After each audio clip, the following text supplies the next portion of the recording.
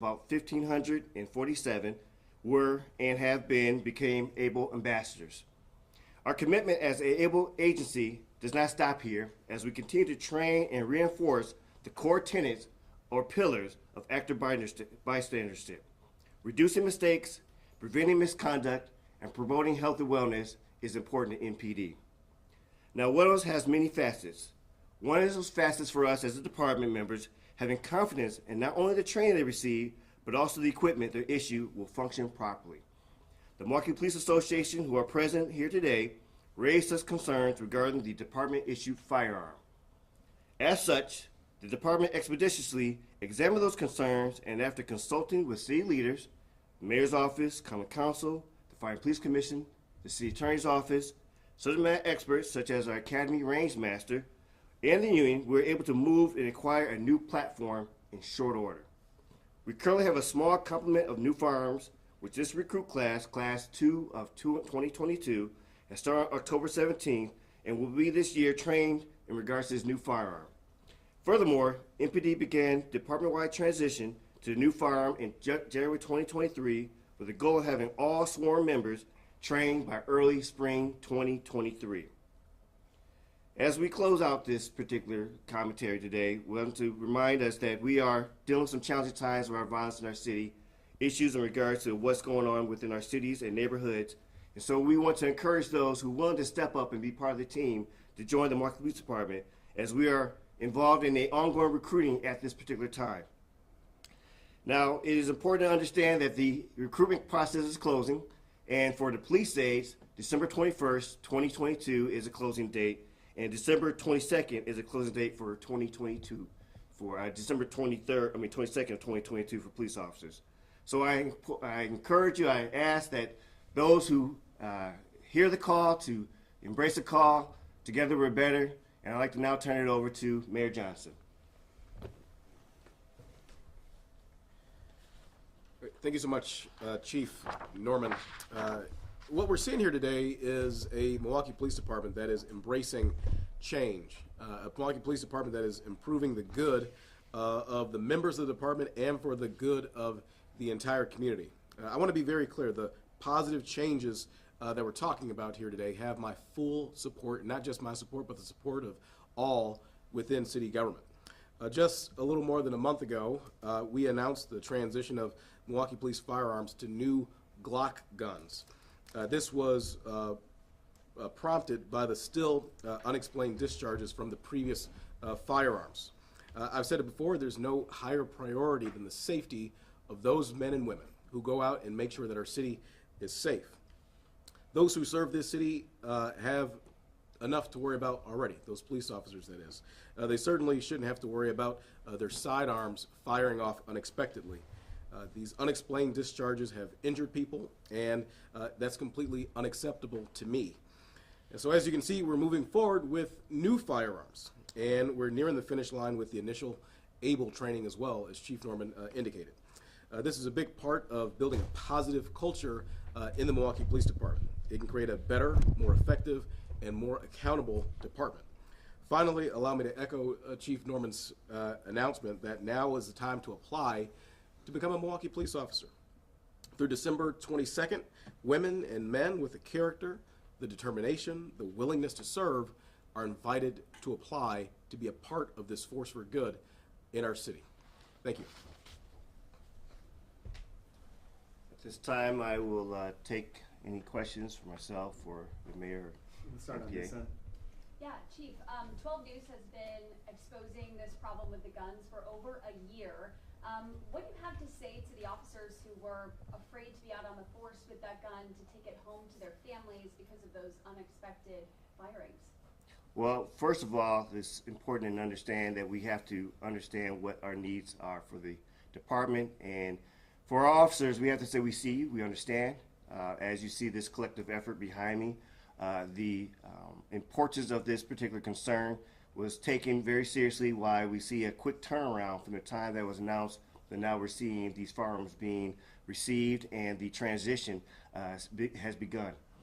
This is why we need to have a constant communication between our officers and our executive command staff team, because only through their concerns and then listening from the union and also working with our city elected officials, we're able to get this large task accomplished in short order.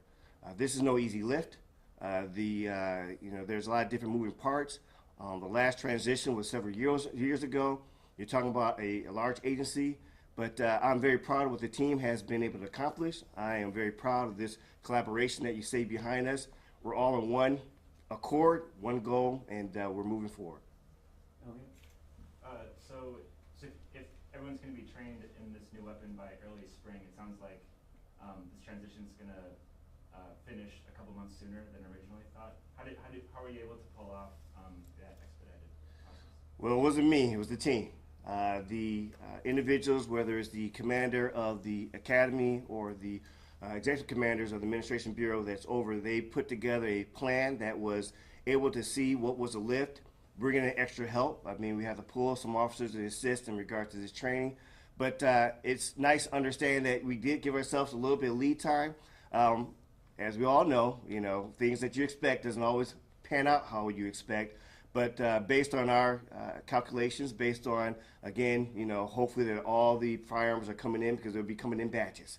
And so with that, there's going to be a lot of different moving parts still. But the goal is early spring, especially before summer. But then again, there's no sooner time to ensure that we have a proper firearm for our members. Jason?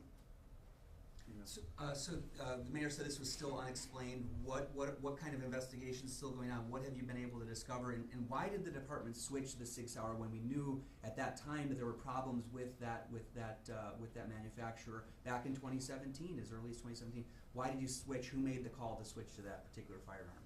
So with the recent unexplained discharges, there became more of that urgency.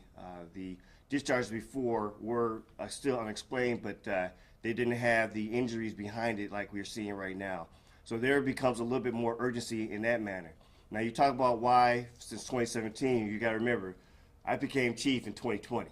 And so there has been a lot of behind the scenes work going on in regards to, again, trying to figure out what was the particular issue. There is a number of different factors to play into making these decisions, not my decision alone or the department alone, and having the support of the mayor, having the support of the MPA representatives, and also, again, Fire and Police Commission, the City Attorney's Office. Those are a lot of different, opinions and decisions that need to come as one, which luckily that we were able to make this determination as quickly as we did. The gun has been researched by our team in regards to what was a good gun to transition to. Glock was the choice in regards to that, not only having the reliability, but also availability.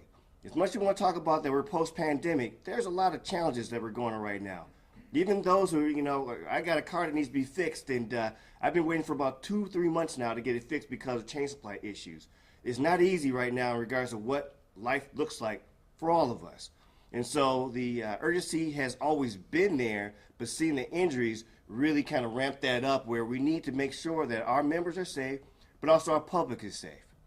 But have you been able to get to the back, obviously you weren't chief when the decision was made to switch Correct. to the 6 hour, but obviously that's got to be part of the investigation. Why did they upgrade to that particular firearm when there was known problems with that manufacturer? So again, this is an ongoing examination. There's people, a lot smarter than me looking at this particular product, looking at, what was the particular concern. There's a reason why we're saying it's unexplained. We don't have an explanation. And as we work with other experts, other departments, this is not an easy lift. And so while we're still dealing with that investigation, we still have to move on in regards to making sure that our members are safe and our public is safe. You have a question? My question is for the mayor, on the related topic. Do you have any additional information or statement that you can give us about yesterday's Tulsa crash involving the DPW truck? No, I have no further information as of now. Obviously, as you saw, you were at the scene yesterday, Tajma. There were a lot of investigators there, a lot of law enforcement agencies from the Wauwatosa Police Department to the Milwaukee County Sheriff's Office to the Wisconsin State Patrol.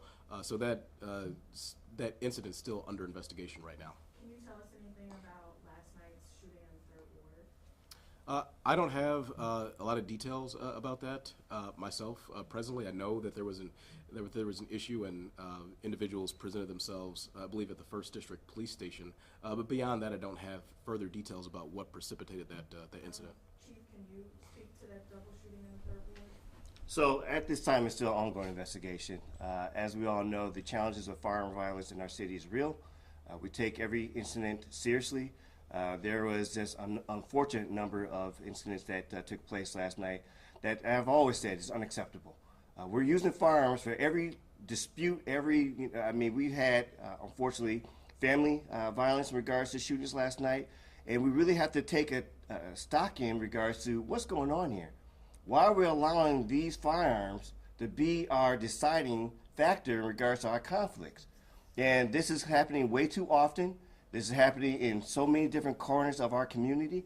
And so I'm asking the public to help us help you in regards to providing information, but also be able to intervene in a proper mediating conflict resolution manner where they're allowing situations to get out of hand and have a firearm being used. Unacceptable on all levels. So it's still ongoing, but we are taking this very seriously, just like every other shooting that we have dealt with last night. Thank you. You have a question? Yeah, what's the feedback you're getting from officers actively training with the new firearm? Do they feel more comfortable with it? Is it, similar to the old one? How Well, the jury's still out on that. As we are still going through the early parts of this, this will be again an ongoing look at what's the training look like. But I'm hoping that it will be well received and that there will be a level of comfortability. But we're still in that transitional phase at this time. All right, thank you, everyone. Chief, I have one more question for you. The situation with the mother and daughter that ended up in Northridge Lake, the grandmother has told us that she called Milwaukee police first. Who should be taking responsibility for that call? So I first like to start off by saying that it's my condolences for the loss of life for the mother's child, the victim, and also the child. Understanding that this is still an ongoing investigation, that we're looking to what happened and who was involved, because unfortunately the information I'm getting is there was a lot of different phone calls, a lot of different contacts out there. The Milwaukee Police Department enjoys a great partnership with all law enforcement partners, and this is something that we take seriously. We're going to look into it and figure out what happened and where do we get to where the incident unfortunately ended at Northridge Lakes. But definitely it's a concern of ours, and our team is looking into it. Thank The call you. did fit your criteria for a missing, endangered, or critically endangered person between the daughter who was 11 and the mother who was suicidal. Why wouldn't someone from dispatch send somebody out to the scene or searching for these people? My understanding was there was a response, but again, I don't have all the details, and I don't like to speculate. I don't, without having all the information, understanding who was all involved, what was said. There's a lot of tapes that need to be listened to, a lot of people need to be spoke to. So, thank you. For the DPW crash, do we know the identity? Can you reveal the identity of the driver? Do you know if there was any medical issues that may have been at play with her crash? I don't have any of that information presently. That's still under investigation. Thank you. Your question, I might be able to get you through the range master. Yeah. He might be able to answer that Yeah. because the recruits are training and they didn't have the last firearm, so they're new, so we can't really. Yeah, no, that's fine. So do you guys want B-roll of the new firearm? Yeah. First? Okay. Let me get